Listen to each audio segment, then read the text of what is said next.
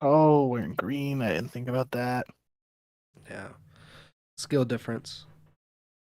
Okay, buddy. I don't know what to tell you, man. I was just wearing green to support OpTic. It was just a coincidence that it was St. Hmm. Patrick's Day.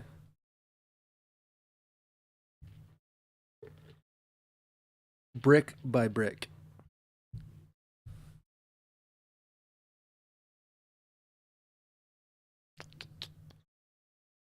Um,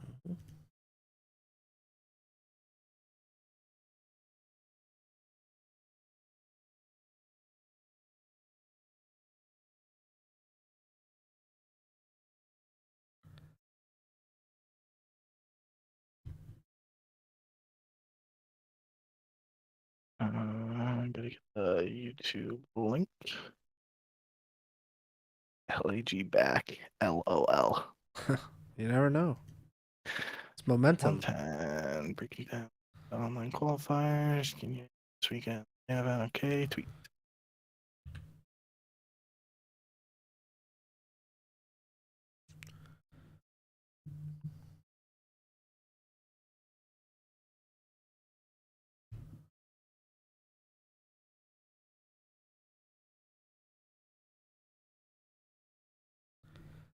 It's a bold strategy for the CDL to go up against March Madness first weekend, but you know, just how it goes, I guess. Probably didn't care. I don't think it matters one way or the other for them. Yeah. Your camera looks a little blurry for me.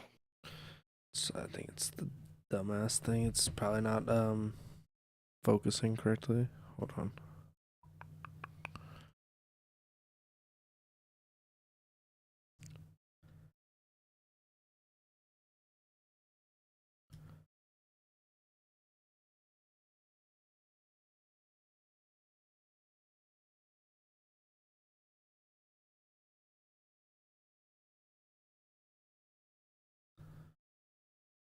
All right, it should be better now.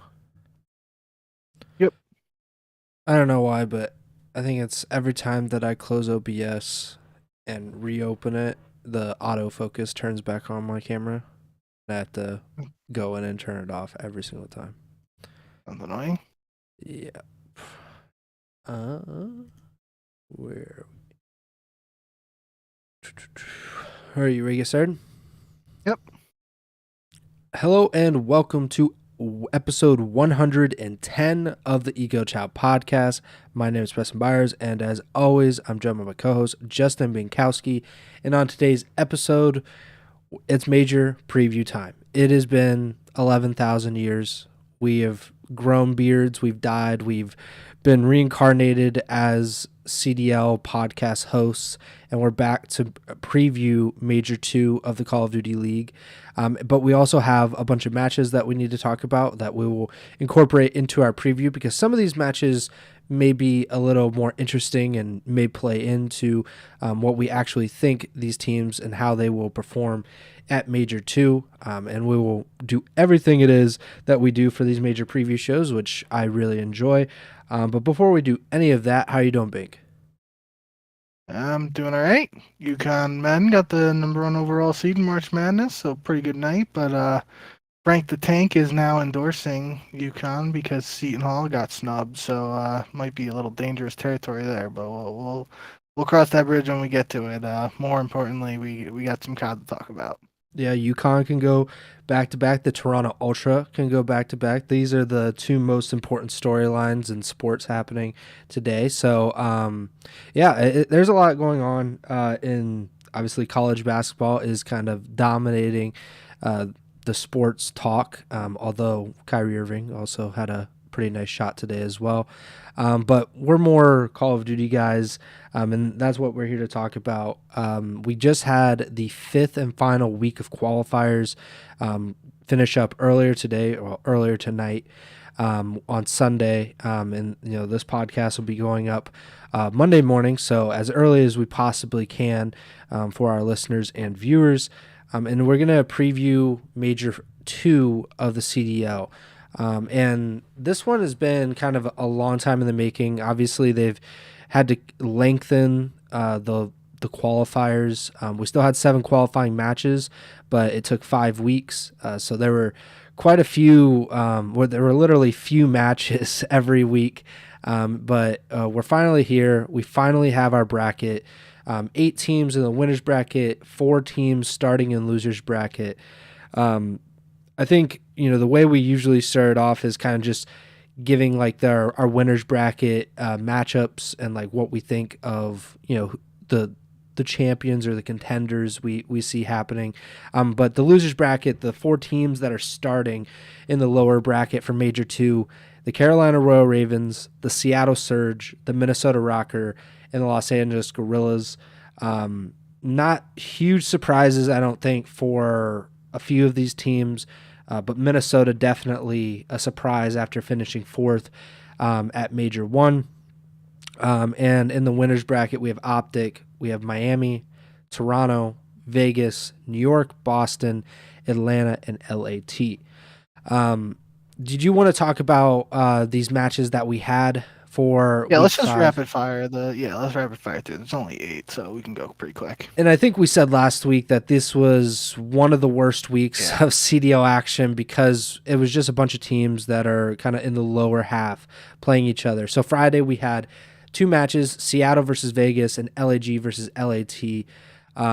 Vegas beat Seattle. Not a huge surprise there. The Surge have been very, very bad without Illy, although Seattle did win the Surge in the series. And then LAG versus LAT, a shocker in the sense that LAG has dominated this rivalry in the CDL's history, but LAT actually won this match 3-1. So both series going at 4, but both going to the teams that we both picked. Any thoughts on these 2 series on Friday? Yeah, I mean the thing that stood out was both 3-1s, and in both cases it was a team that won the S&D, losing the series overall. So the team that won the series went 3-0 in Respawn's 0-1 in Search in both cases. And kind of like you said, this was according to Breaking Point, I believe LAT's second ever win against LAG in CDL history, moving them to 2-7 against the Guerrillas. So that was kind of interesting. I know we kind of mentioned last time when we were doing our predictions, we didn't know if we could go with LAG just because of how they've been playing up to that point.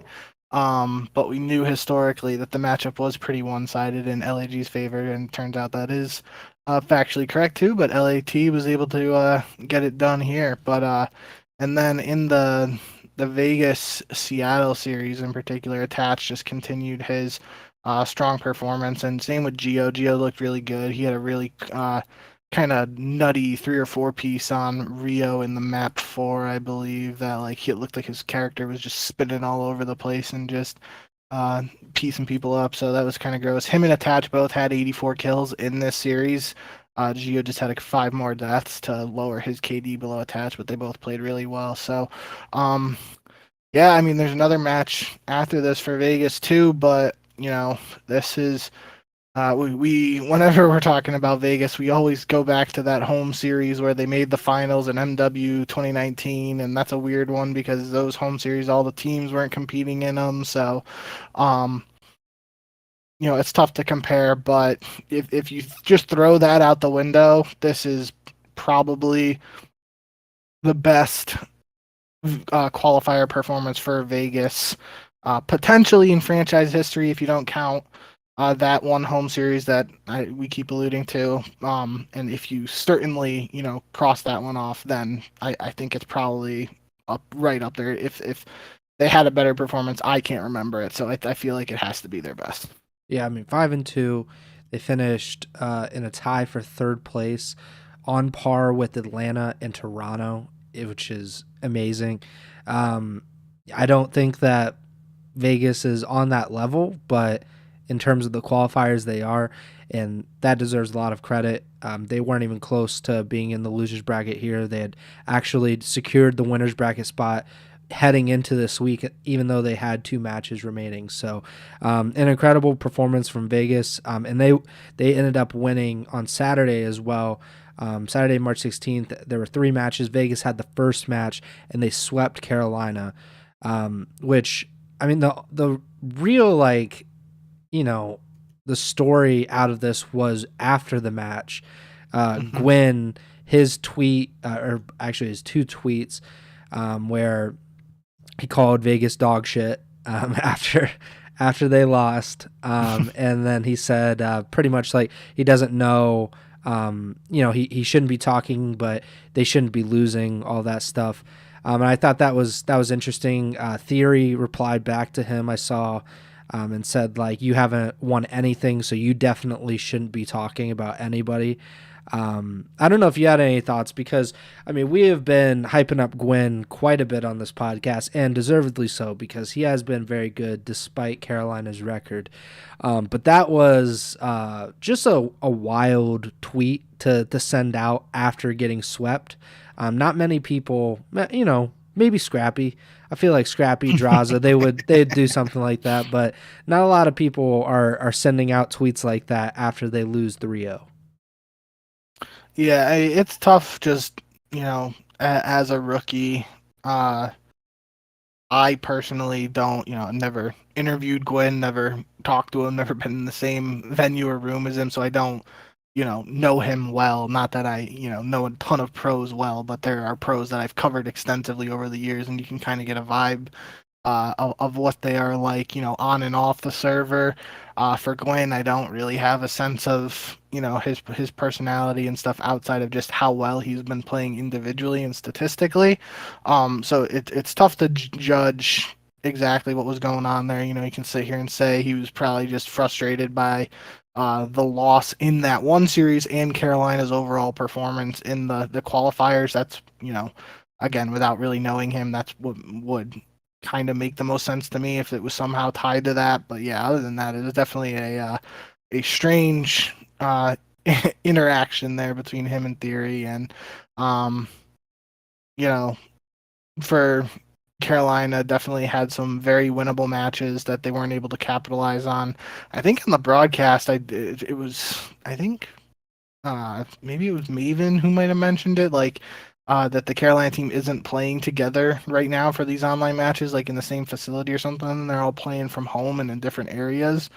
Interesting. So again, we always talk about the online factor for um, these qualifiers over the years and stuff, but not to make excuses. But that if that is the case, that could be playing a role in Carolina's lack of production over these qualifiers. But regardless, they dug themselves in a situation where their fate for winners bracket wasn't in their own hands heading into today's matches.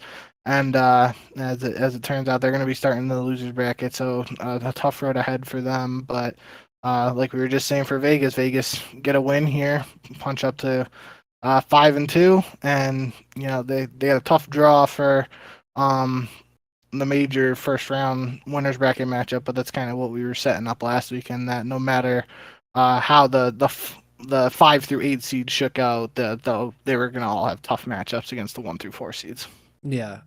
As far as Gwen goes, I think these players, they're weird. I don't know. Like I'm not built like Scrappy and Draza and Gwen. Like I could just never like be so reckless like that. But that's also kind of what got them to this point where Gwen is whatever, he's 19, 20 years old, and he's making thousands of dollars playing video games, and he's very good at it. He's one of the best in the world at it. But I mean, that's just like, it's crazy to say that, after losing a series like that.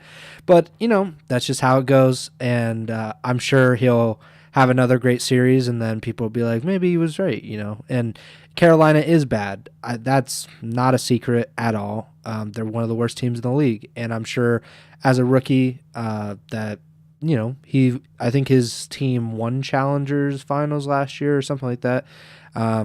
He probably hasn't been on teams like this bad relative to the competition. So I'm sure that is kind of a wake up call. That happens in traditional sports too. You're on a national championship team, and then you go to the worst team in the NBA or in the NFL, and you're like, holy crap, we suck. So it's kind of the same thing, I would imagine, for Gwen with Carolina at the moment. The next match on Saturday was Miami versus Minnesota. Minnesota just they kind of suck.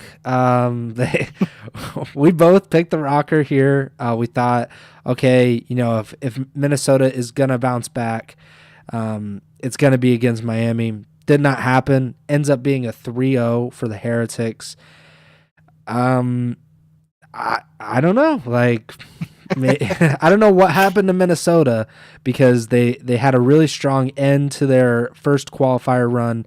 They obviously finished fourth at Major 1, and they've been horrible since then. And now they end up going 1-6 in the second round of qualifiers.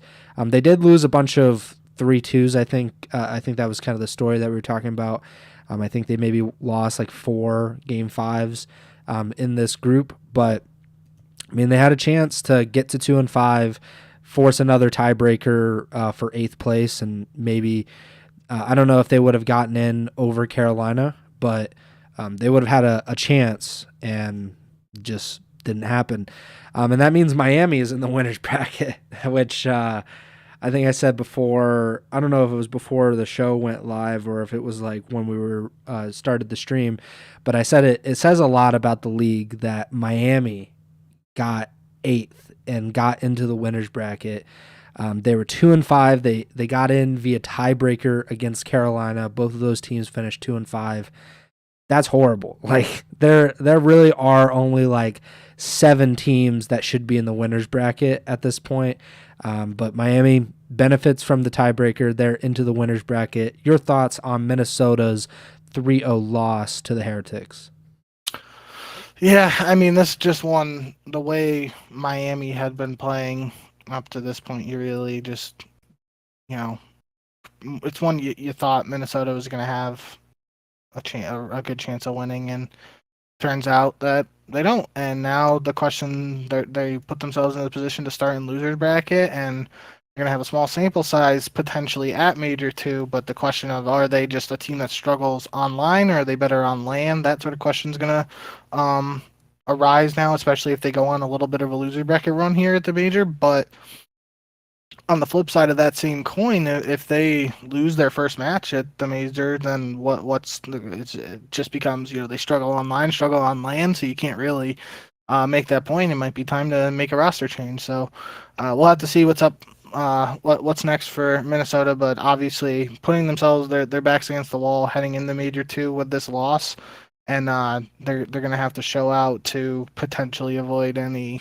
potential roster changes. Obviously, that's speculation, and we don't know. I mean, they could technically get 12th and not make any changes for whatever reason, but the way things have been going lately, it definitely feels like a disappointing Major 2 performance would potentially lead to roster changes.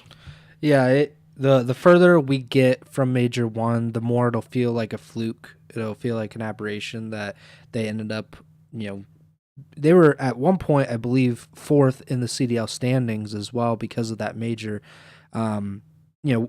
We said it after the Major that it was no disrespect, but we didn't believe that Minnesota was the 4th best team in the CDL. And they've kind of proven us right every single week since then. I don't know if a roster change is going to do it, but at the same time, sticking with this roster is probably not going to do it unless they're able to pull something out at Major 2, like you said, go on a little bit of a run. Then it calls into question, okay, what are we doing wrong in the online matches that we're not doing wrong at the Major matches? I think it's just kind of I think a roster change is inevitable for them at this point. To go 1-6, like, that's just, I think LAT did that one time where they had their championship roster. They played really poorly in the qualifiers, and then they kind of turned it around. But I feel like there's just more of a higher ceiling for that LAT roster than there was, or there is with this Minnesota team. Just give me 1 second here. It might be a Boston curse for Minnesota, if I remember correctly. How do I find the qualifiers? Because last year at Boston, holy. So last year at Boston, Minnesota got 3rd, Major 2. Mm-hmm. Major 3 qualifiers, they went 0-5, came in last place in the qualifiers, didn't win, and then came in last place at Major 3 as well, 9th, 12th. So this year they get fourth at Boston and then have one more win and potentially could set them up for another last place finish. And I think that that's the roster. They ended up going with a roster change to bring in Fame ahead of Major Four. So maybe who knows? Maybe Minnesota has to not do well at Boston LAN events in order to stay to be consistent and not struggle in the following qualifiers. But that's actually kind of weird that that's happened 2 years in a row now. Yeah, it feels like a hangover or something that they're still trying to shake off. It shouldn't be the case, but I mean, Yeah. twice. What was it? Once is just kind of like whatever. Twice is a coincidence. Third time we'll see next year. It could be a pattern, and maybe someone should bet on that next year that Minnesota's going to do well in Boston and then just absolutely tank for the online matches. But yeah, I do. Before we move on quick, just because yeah, I personally and the podcast is big fans of SND. I do want to shout out Lucky, dropping 15 kills in the map 2 here against Minnesota, which ties according to Breaking Point, ties the SND kill record. It doesn't say it in the tweet, but I'm assuming it has to be CDL record because I know I can think of several times. There's like the Crim 6-1 where he gets 19 or 20 in Ghosts, and Vivid had like 18 or 19 against Patty P at Champs and Black Ops 4, but that was 5v5. Yeah, that's So I feel like this has to be the CDL era, but regardless, shout out Lucky. We love high kill S&D gameplay, so way to go. Yeah. S&D, not something that Toronto, kind of segueing. I talked about it last week. I think they were 4-4 in these qualifiers, the Ultra in S&D, after having like a 13-3 record in the first part of the season. They end up losing S&D again to LAT. But they win the series. But I think that S&D loss is more concerning to me, at least, than just beating LAT, because I don't think that LAT is a very good team, and I expect the Ultra to win these series. So a 3-1 win for the Ultra. Are you worried at all about this S&D thing? Because I think that makes them 4-5 in the qualifiers in search, after I think losing 3 or 4 maps the entire Major 1 and qualifiers combined. It's definitely slightly concerning. I don't think it's like a massive red flag, but to put it in perspective, like you don't expect it to be like a below 500 team in S&D when Toronto came off of a Major 1 where they didn't lose a hard point or an S&D. I believe that's it. They only lost control at Major 1 if I remember correctly. So obviously they have the potential to be nearly flawless in the ever important game modes. The interesting thing, like, is if it happened in hard point because a new map like Rio comes in, and some of the hard points on the other maps change, then you could maybe make that excuse. Obviously, Rio comes in for search. I don't even know if Toronto really played Rio search at all. I don't even remember seeing a ton of Rio search over these qualifiers, to be honest. But there's just, there's not as much of a change there because it's not like bomb sites or anything. We're changing on the pre-existing maps for the search map pool. So not really sure what to make of it. We had the situation obviously a little bit different, but heading into Major 1 where Toronto lost the match to Boston before the break or whatever, and we were kind of questioning Toronto then, and then they just flipped the switch. They pummel New York heading into the tournament, and then obviously run away with the event itself. So, yeah, we'll have to see if it's something that comes up. If it continues, obviously I think that'll be a bigger issue. But for now, I still think Toronto's a really dangerous team, and they take some time to review some VOD here heading into the Major, maybe talk about some things that might be going wrong for them. They should be able to clean things up and take care of business again at Major 2. Yeah, definitely. Just it seems weird that it's happening, especially after being so dominant. And even if it is just kind of a regression to the mean, but it it's a little odd that it keeps happening like this. Next match, the shocker of the weekend for sure, opened up on Sunday, which is today or yesterday if you're listening to this on Monday. Atlanta versus LAG. I remember talking about this, saying maybe Atlanta can pull off the upset. If you watch that series without having any knowledge of either of these teams, you would have thought that Atlanta was, were the underdogs, that they were fighting from beneath, because I mean, they got stomped in the first two maps of the series. 250, 177. Abizi and Draza both go nearly double negative. High Rise Search, Estriel drops 11 to go up 2-0 in this series. The first map of the series automatically broke Atlanta FaZe's CDL map win streak. What were they at? Like 12 maps in a row? 12. They were in pursuit. If they won the first two maps of this, they would have broke their record from Cold War of 13 or 14 to tie it, something like that. Yeah, so that didn't happen. And LAG just, it looked like it might have been a sweep, but FaZe fights back. Simp goes for 38 in the control. They win 3-2. Invasion, it's one of those weird ones where it doesn't go to 250, 232 to 151 in favor of FaZe. Draza and Simp both go for 30 plus. And then it comes down to Search again, and Diamond Khan drops 13 in the Search. LAG win 6-3. This is LAG's first and only win of these qualifiers, and it comes against Atlanta FaZe. That fits. That is very fitting for LAG to do that. Just as I was, saying their eulogy, saying, oh, they got to make a roster change, they come out and they beat one of the best teams in the league, the team that went to the grand finals of the first major. And Atlanta had just beaten Toronto, I think, last week or 2 weeks ago. So what do you make of this? Is this just like the ultimate fluke, or is there anything that you can actually take from FaZe losing to LAG?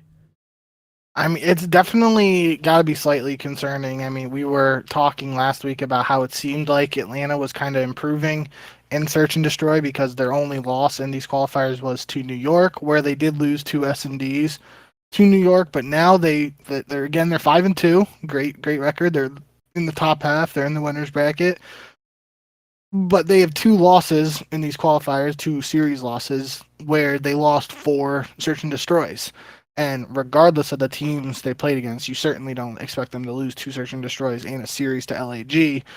New York, you can probably make the case because they've been just playing really well lately. But Yeah. Regardless of the team, you just don't expect an Atlanta FaZe team with that trio of Simp, Abizi, and Celium to lose 4 Search and Destroys across 2 series. I bet if we actually took the time and went back and looked, it would be incredibly rare, if it has even happened at all, how many times they've done that. So that is slightly concerning, and it's especially a little ironic just because we were kind of singing their praises of how it looked like they were starting to figure things out in Search heading into the major, and especially on this 12 map win streak they were on, because 12 map win streak means they have 4 3-0s in a row, which means they've won 4 S&Ds in a row after losing the ones to New York.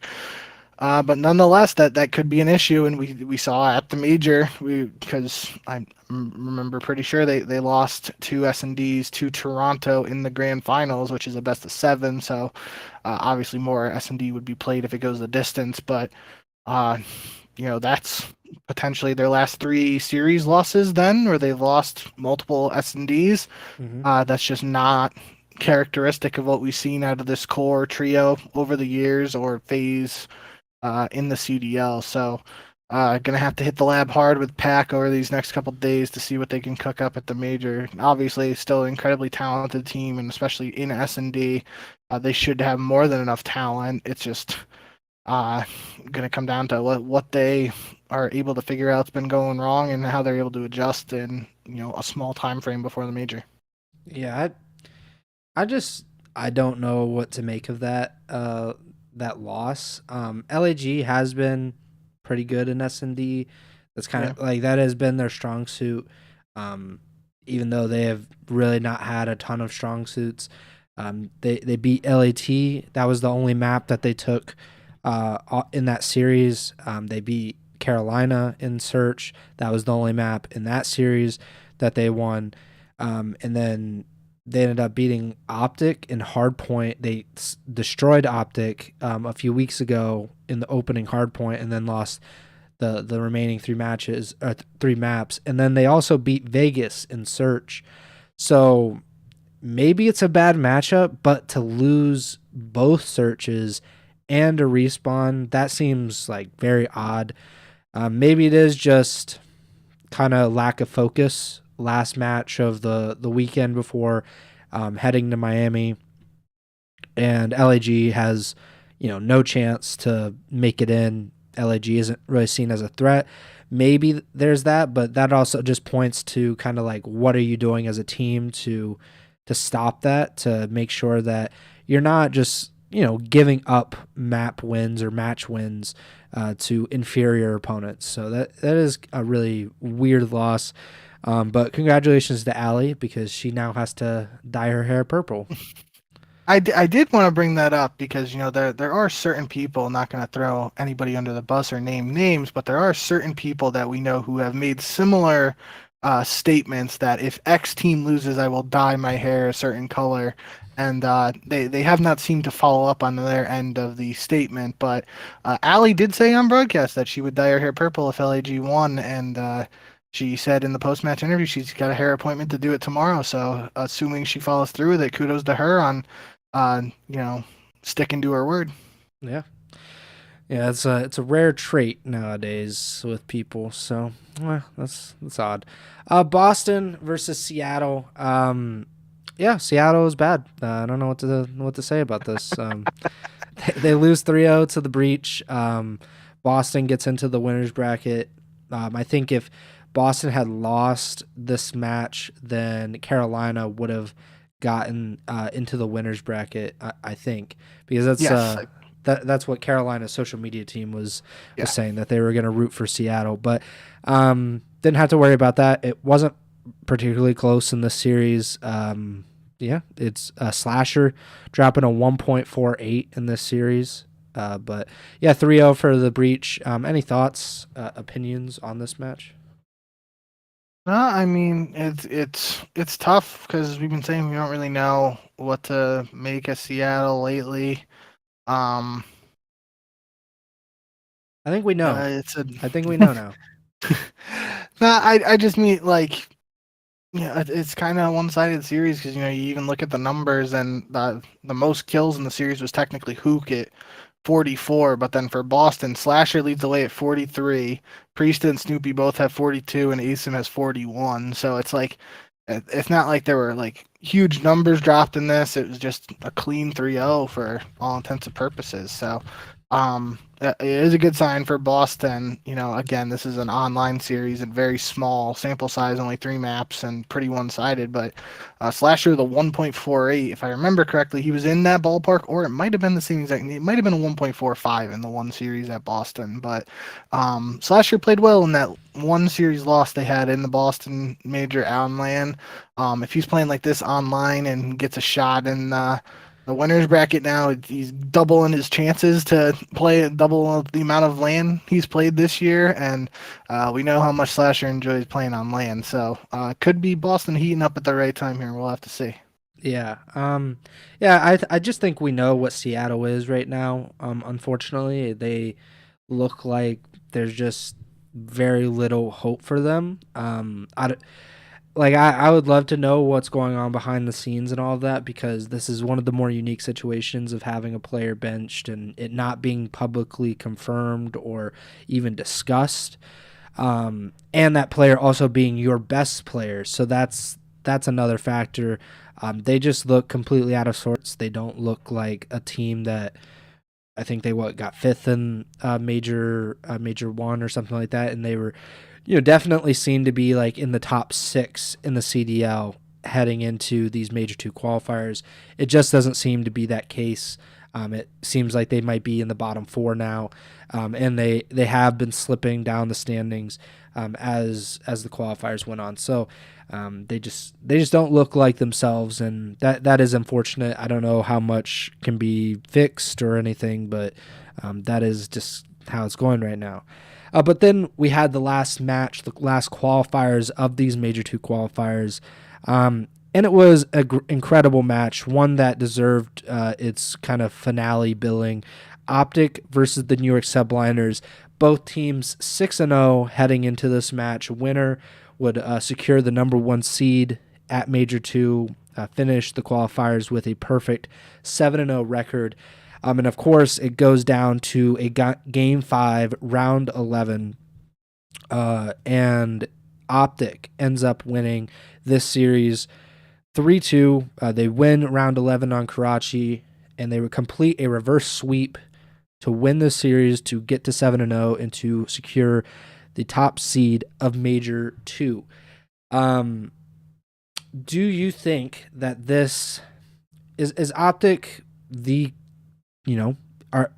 I don't want to say it, but like, is OpTic the team to beat at Major 2? It's tough, but I mean, they kind of have to be at this point just because they, undefeated in the Major 2 qualifiers. They took down the other undefeated team in literally the last match to kind of, solidify that. And I don't think they played Atlanta, but they obviously played Toronto, right? They didn't, because Atlanta lost to New York. So yeah, they didn't play then. So they beat they beat the Major 1 winners, right? And they beat the other team that was potentially in a position to go 7-0 in the qualifier. So You kind of got to get, especially with Atlanta's loss today against LAG too. Like, if we were a selection committee, you probably got to say OpTic's obviously the number 1 overall seed, and it's hard to pick against them right now, just the way they've been playing. I do want to say I was a little concerned heading into this matchup because it sounded like some people were talking that Kenny was sick, and I think I saw a clip of like Dashy playing early ranked play with Nade Shot on stream saying like they hadn't been able to scrim a lot or something like that just because Kenny was super sick. So that had me a little worried, especially after OpTic dropped the first 2 maps of the series. I was kind of like, oh boy, maybe this isn't a true testament of what OpTic's capable of. Then we're going to get, finessed and have them show up on LAN, and Kenny's going to be, 100% again, and then he's just going to ball out. But turns out that don't even have to have that conversation because they pulled off a reverse sweep against a team that was previously undefeated in these qualifiers. Not to, bring up what happened last time for New York. I don't think the 3-0 against Toronto was in their last match of the Major 1 qualifiers. But I do know they finished 6-1 in the Major qualifiers with a loss on the last weekend and went into the last weekend undefeated. I believe they had a match after the loss, so they were 5-0. Lost to Toronto, then they beat somebody else, if I remember correctly. So it's not the same situation, but they obviously finished both 6-1, have a loss in the weekend before the Major, and we know what happened at Major 1. They weren't, super competitive at the event and had a top 12 finish. So that would be incredibly surprising to me if it happened again the same way for New York. I think they just, outside of this series, and I mean, even in this series, it goes to a Game 5, Round 11, like super close. But New York's been playing super well, so I'm expecting a better performance out of them at the Major.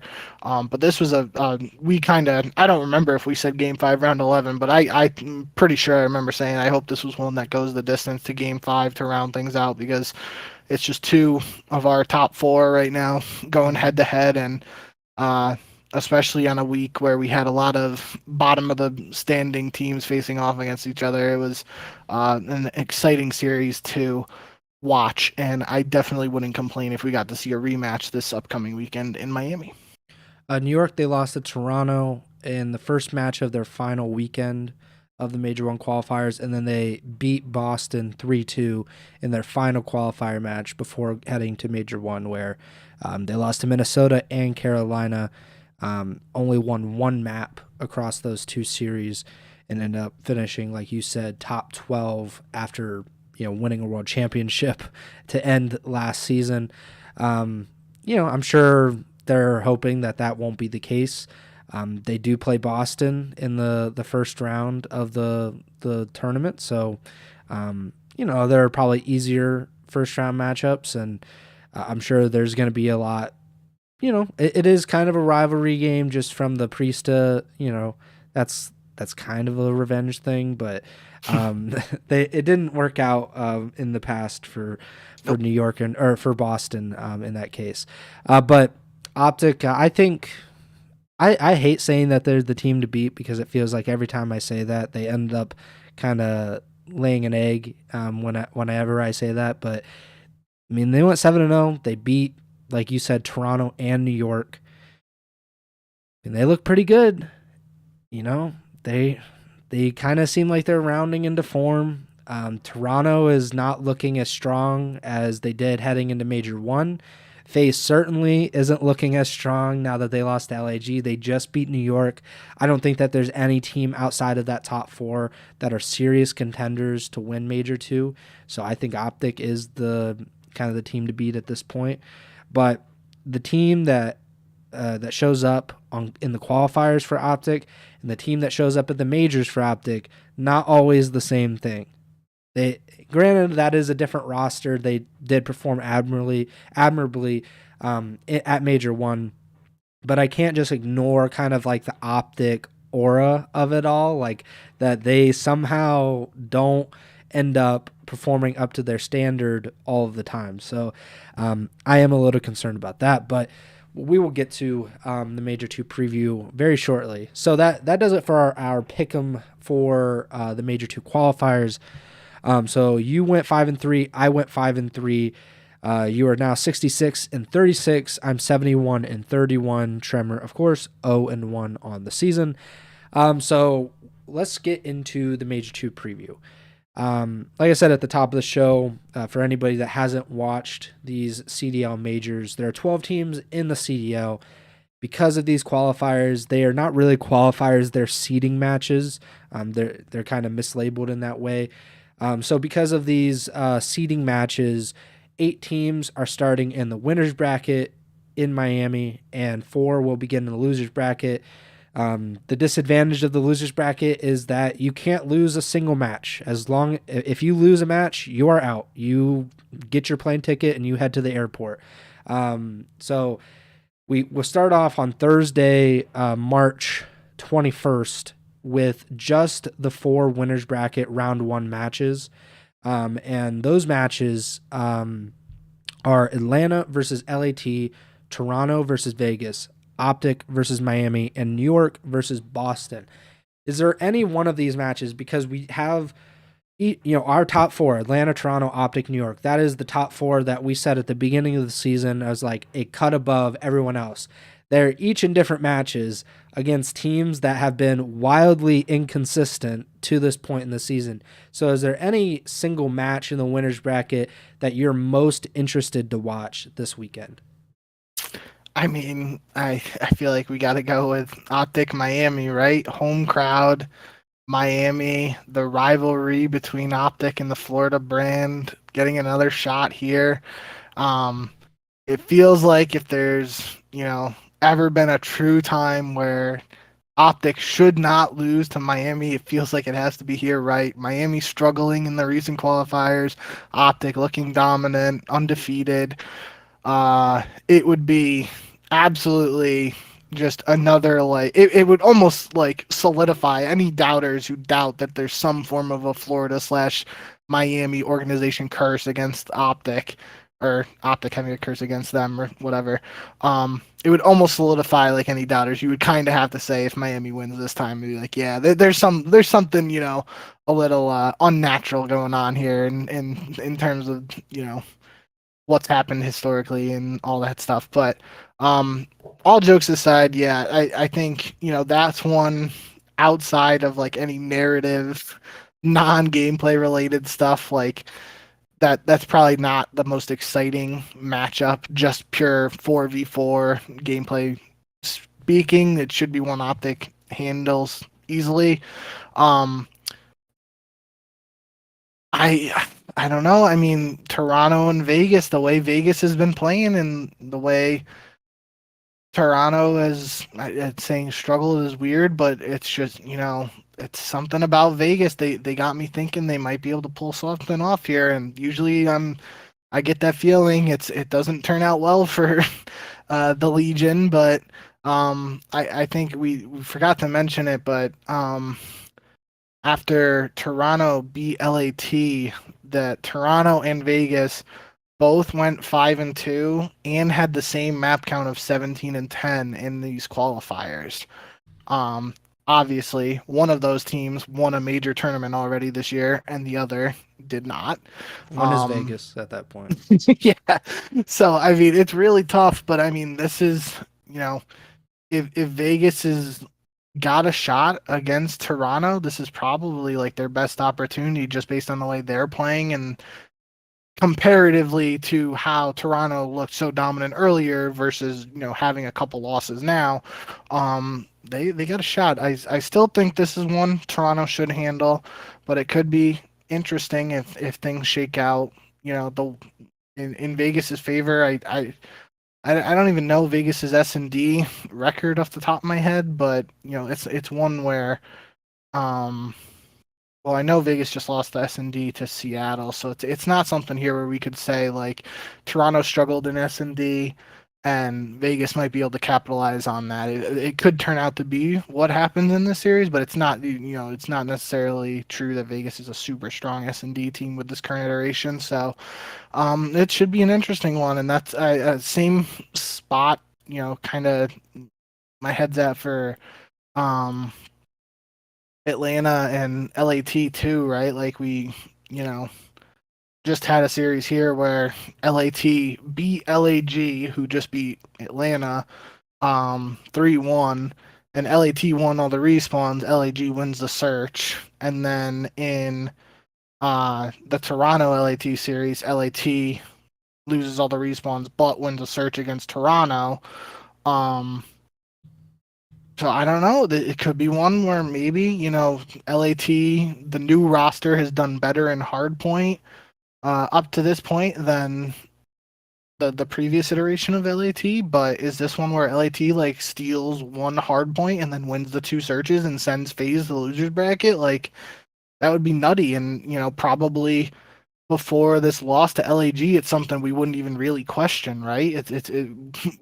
I don't think I would have any seeds of doubt in just picking Atlanta and being, that is what it is. But now we gotta, that this last match could, cause some chaos. It is March Madness, time for upsets. I don't know. Obviously, if I'm still picking someone, I would be picking FaZe over LAT. But it's got to be said. It could be a case there where just LAT is able to figure something out and search, and if that's the weak point. But then again, same side of the flip, same side of that coin. If Atlanta is able to buckle down and work things out with Tupac heading into this and see what's been going wrong, talk things through, get on the same page and search, it could be an event where Atlanta just steamrolls everybody in search. So gonna be interesting to see what comes to fruition. But I do think all jokes aside, that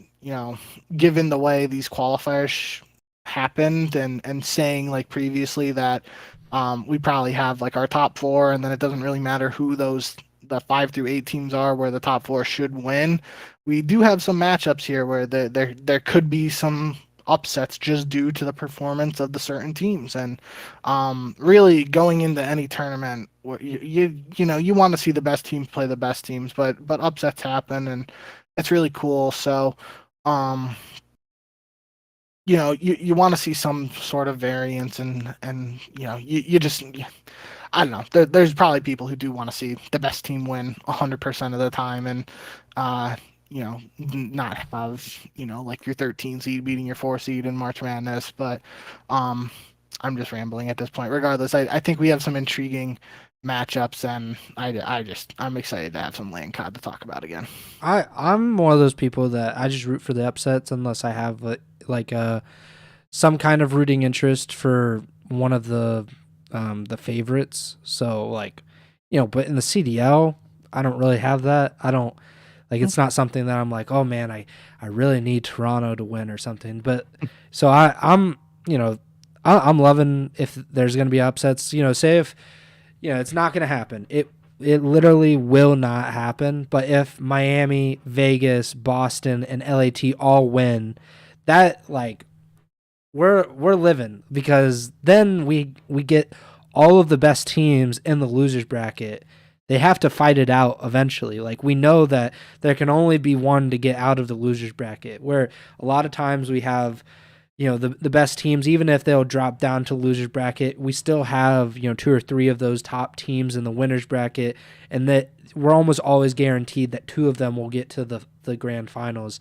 That obviously wouldn't be the case if they all lost in the winners bracket. So granted, it won't happen, but it would be a cool sight to see. But I think that the Toronto-Vegas series is the most interesting to me. Toronto, they played Vegas in these qualifiers. It ended up being a 3-1 win for the Ultra, but that was a very, very close series. Toronto won the hard points by a combined 21 points. They won 250-232 on Rio to open the series, and they won 250-247 on Karachi to finish the series. That was the match that they lost 6-0 on Rio Search, and then they won 3-1 High Rise Control. I mean, I don't think Vegas is a real good matchup for Toronto. I just think Toronto has looked a lot worse in these qualifiers. But if they come to play like they did in Major 1, it's not going to be a competition. Toronto should wipe them off very, very easily. But they didn't show up like they did in the qualifiers, so that could be a concern. But that's the series that I'm the most interested in. But the OpTic Heretics thing is, I just want to see if OpTic can consistently show up to especially their first match of the tournament. I'm sure there's going to be a lot of Miami fans. I'm sure there will be a lot of OpTic fans. And these two teams played in the first round of the winners bracket at Major 1. OpTic came to play. They were like, no, none of that, not funny business that Miami and Florida seemed to pull off. They swept them, and Miami ended up exiting that tournament without a single map win. There's a very good chance that happens again with Miami. Granted, even if they drop down the losers bracket, they should have a good chance to win that match. But I just want to see if OpTic can consistently show up to that first match and play consistently to get through, and then play the really tough competition that they're going to need to beat to become champions this season, which in this case probably be Toronto. That New York-Boston series, I think Boston is like a decent team. They seem like they might be getting better, but New York, the only thing that makes me a little hesitant with New York is that Major 1 stuff. Going and finishing top 12 at a tournament, that maybe that's just a fluke first tournament of the season, but that gives me a little bit of pause. LAT FaZe, I think each of these series has something where you're like, maybe like there's a sliver of hope for these underdogs. If each of the big boys come to play, it's over. Like, we'll easily get New York, Atlanta, Toronto, and OpTic into the winter semis. But each of these four teams, not OpTic. I think OpTic is just they're a concern based on just past stuff, on Florida upsetting OpTic. So really, OpTic hasn't done anything to deserve this current iteration. But if you look at Toronto has not looked very strong, or as strong as we've become accustomed to them. New York, Major 1, and then FaZe, they just lost to the Guerrillas in their final match before this major. And I'm a big believer in momentum, especially with Call of Duty teams, that when you lose your match, your last match, like, it can be very, very difficult to even show up and play and win a series that comes after that. And that's going to be the lasting memory for FaZe, I would imagine, is you lose on Sunday, you don't play again until Thursday, but the last time that you played, you lost to one of, if not the worst team in the CDL. And I think that has to play on your mind. And LAT had just beaten LAG earlier in the weekend, and then LAG beats FaZe. So that's something to kind of get paused about as well. But I think all of the winners bracket teams, the favorites, they should probably advance, and I'm not going to pick against any of them. So, I'm going to pick FaZe over LAT, New York over Boston, Toronto over Vegas, and OpTic over Miami. I'm assuming that you're in the same boat there. I am. Yeah. And I think, so I'm going to Atlanta, Toronto, OpTic, and New York as well. Again, on that New York-Boston series, I think my head's kind of in the same spot where it's like, I think it's one New York should win, a little cautious based on Major 1 performance, and a little cautious in terms of, if Slasher comes out dropping 1.4s on LAN again, it could be a closer match than some people, might think on paper. So excited about all those matches. And then honestly, looking down at the lower bracket, just based on the way all these teams have played, I mean, it might be a little bit of extreme recency bias, but of those 4 teams, again, not knowing who they would play against, you gotta say, like, LAG has the best chance of those 4 to really win a match at this major just because of their victory today against Atlanta, right? Like, I don't know if you think the same as me, but just based on the way all 4 of those teams have been playing, like, that seems like they would be the only one who has like the best chance at this point. Obviously will depend on the matchups and stuff, and I think that's going to be, I don't. Again, we're thinking the 1 through 4 seeds are just taking care of business, which means 5 through 8 drop down to the lower bracket. That's where a lot of those teams outside of the top 4 have a shot to gain some points because the CDL point share and distribution is increased on LAN, and it could really shake up the standings a little bit, and it could be the difference between who's at champs and who's not at the end of the year. So, you get like a match like, I don't know.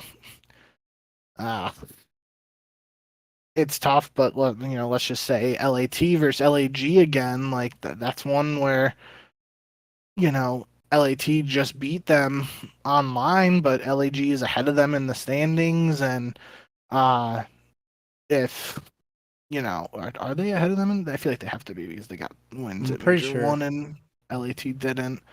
Let's just check the regular season standings real quick. They're actually tied at 50. Yeah.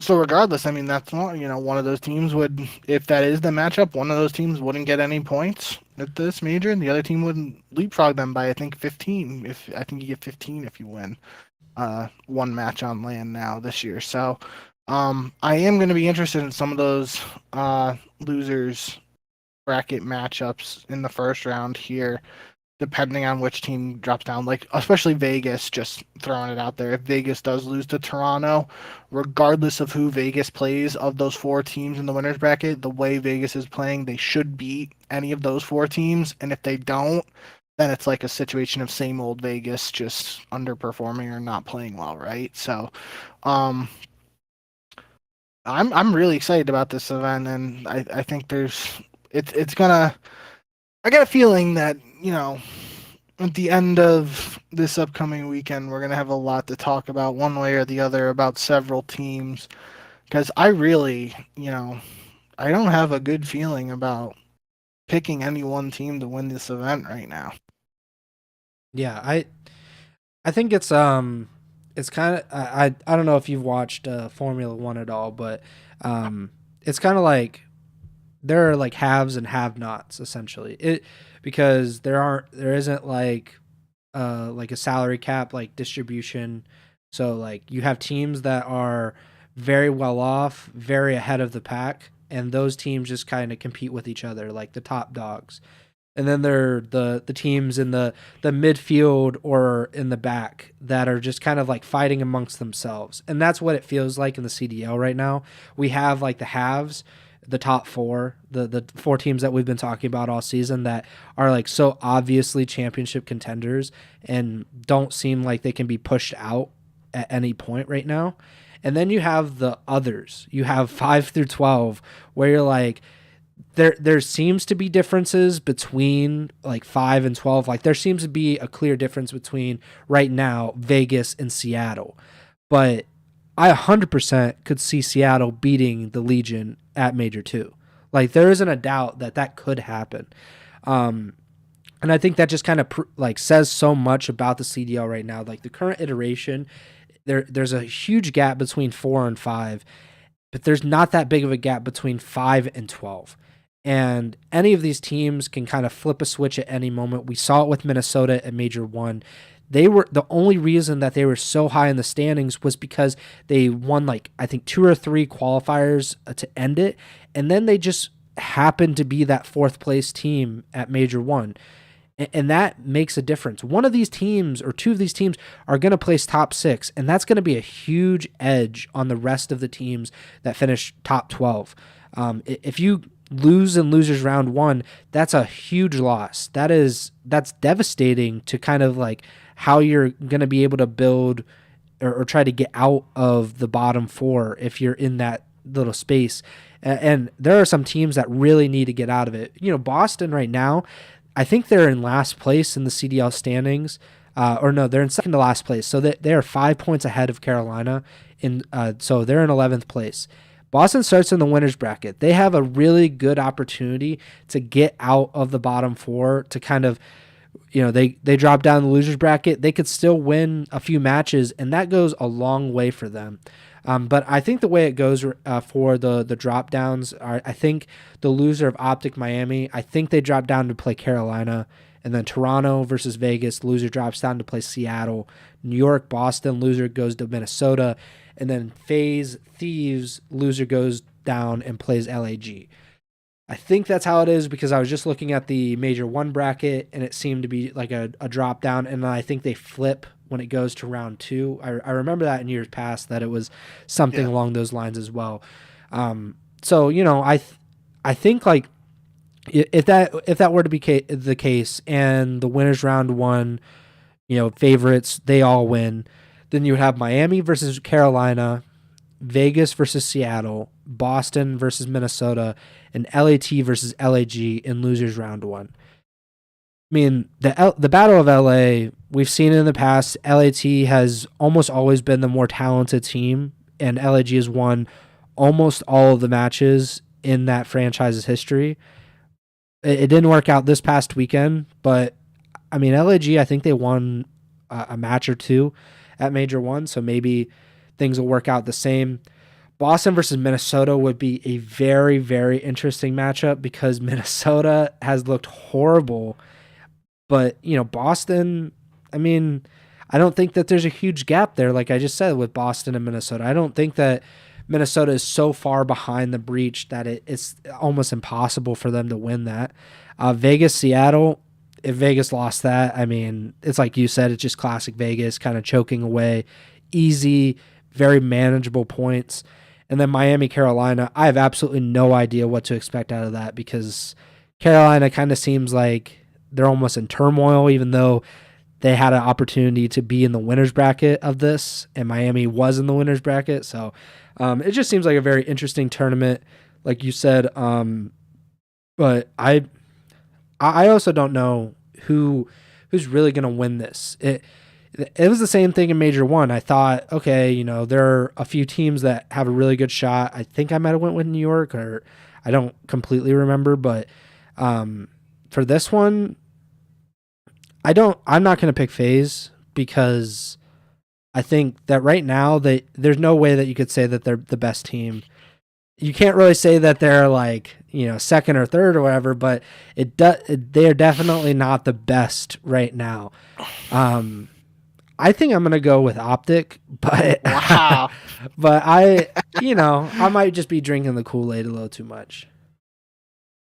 No, I mean, I don't hate it. I like I said, I mean, I feel like the last time I picked OpTic was the last event of last year and it didn't work out for them. Yeah, they got smoked. And my head's kind of like, I would say after that, I probably am leaning New York as my second option.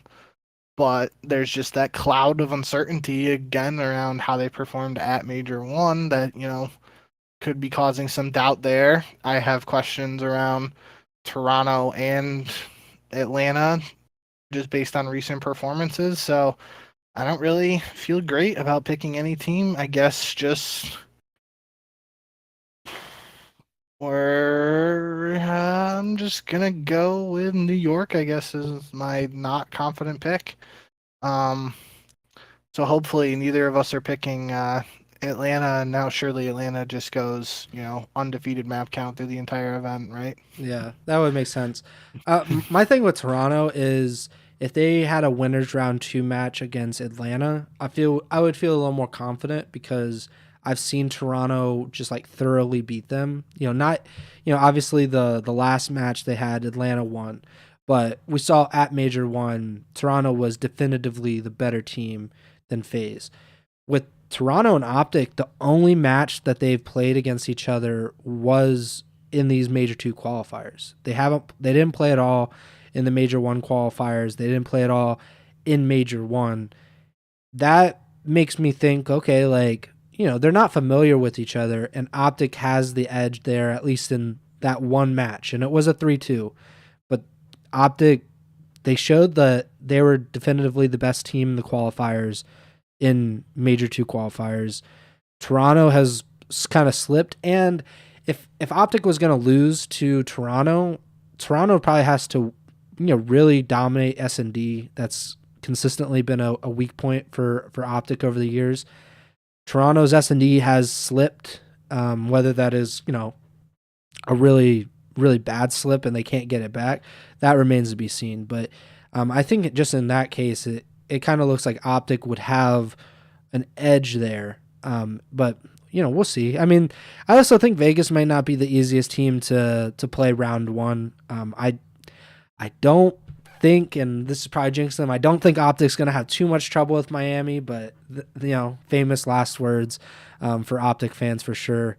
But I'm very much looking forward to it. I think the winners semifinals, if we do get OpTic versus Toronto and New York versus FaZe, I think that is like, we're eating then. That is about as good of a matchup or 2 matchups that you can possibly get in the CDL. But yeah, I'm gonna go with OpTic just as my overall champion. But we don't know anything, and I definitely don't know anything, and I'm just looking forward to the tournament. Any teams outside of the top 4? Who do you think is the most likely to win the entire tournament? I think, I tried to say this is like the dark horse. Yeah. Because it just feels like there's a gigantic gap between the top 4 and everybody else. And if any of the bottom 8 are going to do it, they're going to have to, one of them's going to have to beat these teams. They're probably going to have to beat multiple teams. If you're, say, Vegas, which would be just like an insane thing for Vegas to get anywhere near a grand final. But in their case, they would have to beat Toronto. They'd probably have to beat OpTic. And then they would probably have to beat, New York or FaZe to even get to the grand finals. That's like the hardest road that you could possibly have. So is there anybody in that bottom 8, or who do you think? Okay, rephrase it. There is nobody in the bottom 8 that you think will win, but of the bottom 8, who is the most likely? I don't think any of them. I mean, and it's crazy to say what I'm about to say, but again, based on recent performances, I feel like you got to go Vegas and LAG, which is just absolutely crazy to think about, especially in the case of LAG, because that's purely based on one win a couple hours ago today against FaZe, because they still went 1-6 in the qualifiers. Vegas at least went 5-2 in the qualifiers, had some good wins. But kind of like you pointed out, the way the bracket is set up, even if they do upset Toronto, they have a gauntlet ahead of them theoretically to even get to the finals, let alone win. So, but I'm not really confident in any of these other teams in the 5 through 8 range. I'm definitely not confident in Miami, even though they've looked better in their last 2 matches. Same with the Thieves. They've had some glimpses of success with this new roster. I'm still just not sold on them. So I guess, maybe Boston is technically the correct answer just because, if Slasher again is dropping 1.4s on land and they catch New York slipping or New York is struggling to start this tournament similar to Major 1, maybe Boston goes on a run, but and then the bottom four teams, I'm really not confident in any of them right now. So yeah, I don't know. I feel like it's a four-team race at this event, and any team that could be the fifth quote-unquote horse would be like just throwing a dart at a dartboard, and they all got the same chance. Yeah, I'm really conflicted because I think that the best team outside of the top four right now, I mean Vegas definitely look like it, but I tend to think that Boston's probably the best team outside of the top four. But I also think that they would have like the hardest road to get to like a grand finals. I'm kind of leaning toward Minnesota. Just simply the fact Wow. that they start in the losers bracket, it might make it a little bit easier. Granted, they would have to beat Boston in the first round, but I mean, this would be their kind of road to it. Is they beat Boston, they beat LAT or LAG, either one, and then they play OpTic or Toronto. Not easy, obviously. That's why they're not likely to win a championship, but if they were somehow to get past that, then that gives them a lot of confidence. Maybe they're able to get to a championship. But I can't pick because they've kind of all beat each other. Like Vegas has kind of beat up on the bad teams so far, even though I think they lost to Boston last week. So, there's that. Boston hasn't looked great. I think they went 3-4. Obviously, Minnesota went 1-6. But the thing with Minnesota is they also lost like 4 game fives in these qualifiers. So, and I think 2 or 3 of them were against like Atlanta and Toronto. So maybe there's something there. But yeah, I would say Minnesota just because I've seen them kind of go deeper into the tournaments at Major 1 than I've seen any of these other teams. But LAG have that advantage of like they're pretty good in search. So if they just kind of pick up like a hard point every now and then, like maybe they're able to kind of pick up these series. But again, that's a lot to ask. And I don't think that there's going to be another Major 2, what was that, Major 2 2022 with Spart and all of them winning for LAG. I don't think that's going to happen again. And even then, they lost in the winners bracket and made that run. So they don't have that luxury here. But who did you go with as kind of like your overall champion? I'm hesitant New York. Okay. So yeah, you're hesitant to New York. I am kind of probably tempting fate with OpTic. And FaZe is just kind of lurking in the shadows like, okay, you guys are idiots and we're going to prove Yep. you wrong. But that's the Major 2. I wanted to pull up the standings real quick for the actual season, because that can kind of give you an idea of like what's really at stake. Granted, it's obviously great to win money, great for like the prestige of winning these tournaments. But these tournaments go a long way for seeding, for champs, making sure that you get into that top 8, or more importantly, staying out of the bottom 4. So right now, Toronto is the number 1 seed with 210 points on the season. Atlanta, 195 in second. OpTic is in third with 170. Quite a big drop to fourth, which is New York with 120. Minnesota at fifth place still, 85 points. And then there's Vegas is right behind them, 75 points. Miami and Seattle are tied for 7th with 70 points. LAT and LAG tied for 9th with 60. Boston in 11th at 50. And then Carolina with 45 points in last place. Deservedly so, I think, because they have the lowest match win percentage and the second lowest map win percentage. LAG currently has the lowest map win percentage on the season. But they went farther at Major 1, so that kind of helps things. But yeah, we could really see a shakeup in these standings. If Minnesota especially loses in losers round one and stays at 85 points, it would not be shocking to see Vegas jump into fifth place, which I might have a heart attack if that happens. Just that to see them that high in the leaderboard would be pretty shocking. Yeah, I think that about does it. Anything that you want to talk about before we head on out here? No, I think this is definitely one of the events where I feel like, heading into a lot of other events, I feel like we have a pretty firm grasp of what could happen. This one feels like it's pretty open, and it feels like the next time we go live with a pod, we could have infinite possibilities of stuff to talk about based on what actually does happen. So I'm just really excited for this event. And yeah, I looking forward to when we have the actual stuff to talk about because I feel like that'll be a good one. One last thing, Champs MVP. So you're going with New York, tentatively, right? So who on New York is winning Champs MVP or not Champs MVP, Major 2 MVP? I'll go with the Bulldog Kismet. So if OpTic wins, I think Shotzi officially becomes a superstar again. Ooh. Wins MVP. Shouts out Aches in his speech, so maybe that'll happen. But yeah, hopefully it will be a great weekend of action in Miami. If anybody's going, safe travels. Hope you enjoy the tournament. Hope that the weather is a little bit nicer than it is in Ohio. It's gotten real cold again, which is kind of annoying. But good luck to everybody competing. It should be a really fun event. We'll kind of see. We'll be looking at our tier lists and our power rankings in the next week or two to see who should be moving around, because there's a lot of wiggle room that could be happening over the next few days. But that does it for today's episode. Thank you for listening or watching. Please subscribe, follow the podcast feed.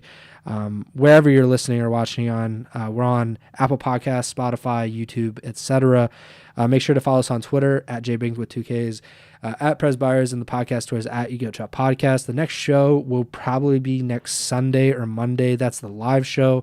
The podcast feed will likely be, or the podcast, the audio version will be going up probably Monday or Tuesday then.